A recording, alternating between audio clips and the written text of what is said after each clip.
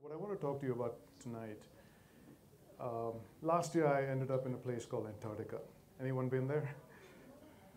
No. Yeah. I never got to the 1 percentile in the academic space, but I'm definitely in the 1 percentile for the number of people that have visited Antarctica and this globe on this planet. So, and I got there by accident. I heard somebody speak just like this. Okay. So I was hearing a talk by somebody who did go to Antarctica just like you, and I was in the audience, and I said, oh, this is cool. I went to the website, checked it out, and said, hey, I'd like to join you. It was a group called 2041, run by this guy called Robert Swan. I don't know if you've heard of him. He's the only guy that's walked to the North and the South Pole ever. And he's doing it again this year. And I said, hey, Rob, I need to go to Antarctica. He doesn't know who I am, where I'm from. He said, sorry, it'll cost you $26,000. Okay, that's about 17 lakhs something. No, I don't think so. I'm an entrepreneur, I'm a poor guy, but here's what I can do for you. I'll talk about the stuff that you do, because he's living his life to preserve Antarctica, which I think is a great thing to do. So he finally wrote to me in January and said, Anil, of Antarctica, in the subject line, and I was thrilled to bits. He said, come on and join us. We are one person short. Somebody backed out, so you're it. And he sponsored that trip for me. Just that in itself was an adventure for me. I mean, who'd think? I mean, I don't know which one of you would go back to 2041 on the website and do that and maybe get called by him. It's possible. It happened to me. Well, anyway, so we went there. I had to pay for my airfare, though, which is not bad. About 2.5 lakhs. It's not cheap. So we went on this big luxury boat. Well, it's not really a luxury boat, but it was nice. We crossed the Drake Passage, which is by far the roughest sea in the world, because the Pacific and the Atlantic just merge at that point, right below Argentina in a city called Ushuaia, which is the southernmost city in the world. And it was a 3-day journey in choppy waters. And when I say choppy waters, have you seen this movie called The Perfect Storm? Yes. Okay, so we actually went through a perfect storm. We skirted it because that's what happens over there. And we just made it by the skin of our teeth on the way back. So that would have been an adventure, but the boat before us got caught in it and they got severely damaged. So we survived that one. But what I want to talk to you about tonight is when I went to Antarctica. We had a series of experiences there.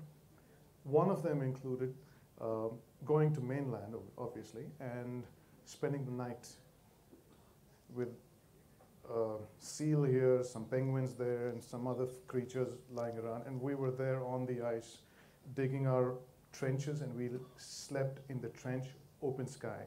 When I say open sky, I literally, no tent.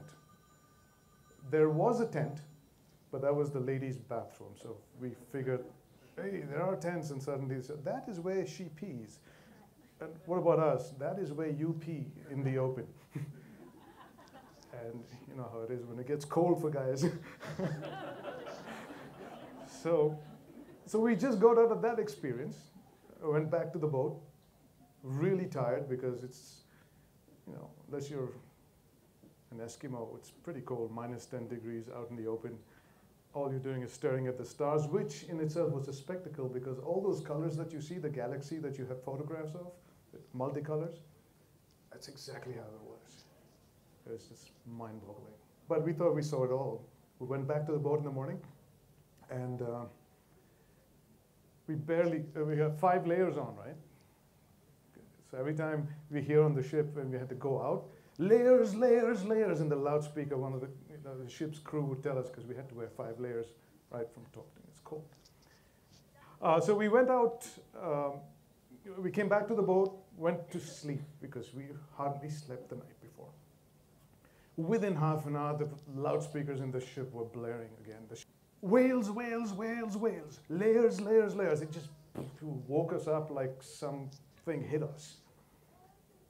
And we jumped back into our 5 layers. And we were off. There was one lone whale far off in the distance. It looked like a log. You know how a log just floats? So this whale was logging. It's called logging, when they're half asleep. So when whales sleep, they're mammals, they need air to breathe, so they're not like fish underwater, they log on the surface. So we just made a beeline to that whale, thinking it was asleep. And well, 4 boats. And when I say boats, these are called zodiacs. I don't know if you know what a zodiac is. It's like a, I don't know what they call them here, but it's those rubber rafts with a motor at the back. Dinghy, okay, dinghy or something. Yeah, so they're called zodiacs, yeah. So that's the exposure we had. So one little this way of the whale and we'd be, right? So we went near the whale. It was sleeping until we got close enough and suddenly it wakes up and it sees us. Maybe my crew guys who were running the boat, they were used to this, but yeah, there's this guy from Bangalore, barely made it to Antarctica, just there on the skin of his teeth. I see this whale coming towards us. It's a 32-foot whale, medium size, 4 tons. And here we are in this little paper boat. Of course, the media guy that I always am, if I don't have a mic or a recorder, I always have a video camera that's capturing whatever I can, even if it's the last thing I capture, and this is what I thought I was going to do. So I had this camera in this hand, I was just filming everything.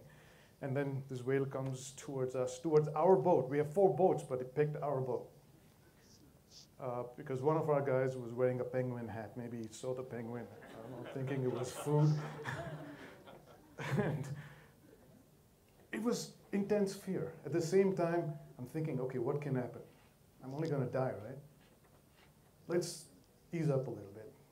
And I started to ease up. And we called her Sherley, by the way. So by the time we got around her antics, I don't even know if it's a her. We decided it was a her and named her Sherley, because you really can't tell. Excuse me, can you turn around, please? Can I see your thing? Couldn't tell.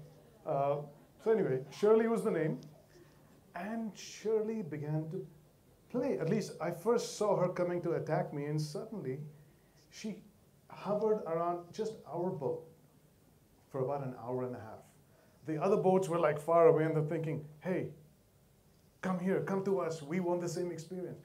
No, but it just picked our boat and stayed with us.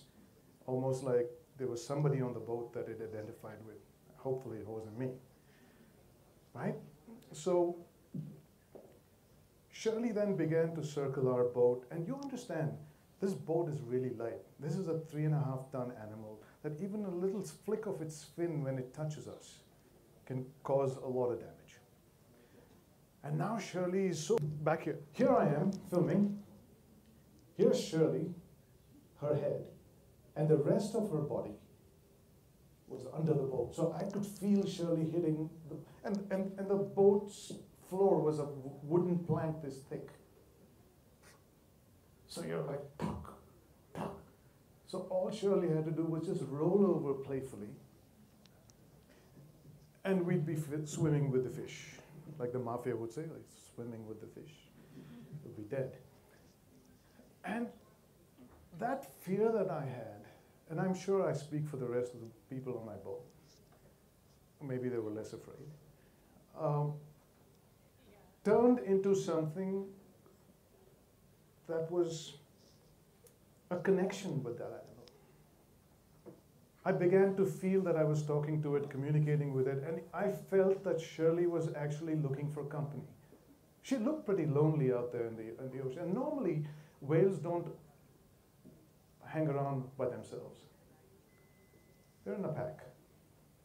And here Sherley was alone. And the moment she found company with us, she started playing. Have you been to SeaWorld, anyone? Have you seen Willie? Yeah, so this was almost like Willie had gotten away from some place that she was playing, you know, a role for, and is now in her environment and doing the same act for us.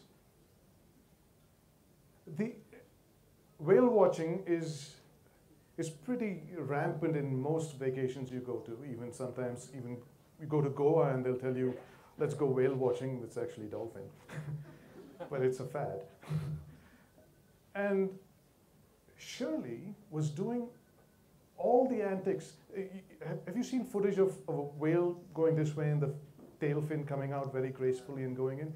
Well, that's really rare to watch. And she was doing all of that. She was leaping out of the water and jumping back and doing the backflip. I'm saying, wait a minute. A whale is an animal. It's a mammal, really, so it's like us, kind of.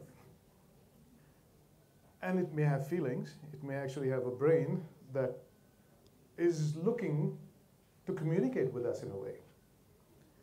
And that fear slowly became a connection. I thought we made a friend that night, that morning actually. It was early in the morning. We made a friend with Sherley. And if you hear the video, one of our guys, he's also making a comment. The moment Sherley came here, oh, I got to slap a few Japanese now. Because the Japanese were responsible for the extinction of the whales, pretty much. And because they whaled to get the whale oil to burn their candles to light up their homes, even after the electricity was invented. So, because this Antarctic Treaty was signed by 98 nations, whaling stopped. The Japanese had the pressure of the world and they stopped doing it. And the whale population in that region increased because of it. And that allowed us, and by the way, 2041, the group is named after that treaty because in 2041, that treaty which allows Antarctica to be pristine and not be touched by any nation or exploited by any nation expires. It expires in 2041. And the idea of the group is to talk to people like you, and younger in fact, because in 2041, the younger lot in school now will be leaders of tomorrow and will be in decision-making positions to be able to have the good sense to renew that treaty, to keep Antarctica still the greatest wilderness on this planet. So Sherley gave us a little glimpse of what we need to save besides Antarctica and besides the planet. And so today we've saved the hammerhead shark. We've saved some Amazonian creatures, and we're saving a whale tonight. So experiencing wilderness in its natural habitat, and the whale doesn't know us as a natural predator. So she came to us without any fear. Of course, she's 32 feet and 4 tons. Not many things will scare her. Certainly not us. But that's what Antarctica was all about. It was everyone in their natural environments living together, peacefully coexisting. But don't ask the penguin that because she just got eaten by the seal. But here's a glimpse of mine. Thanks.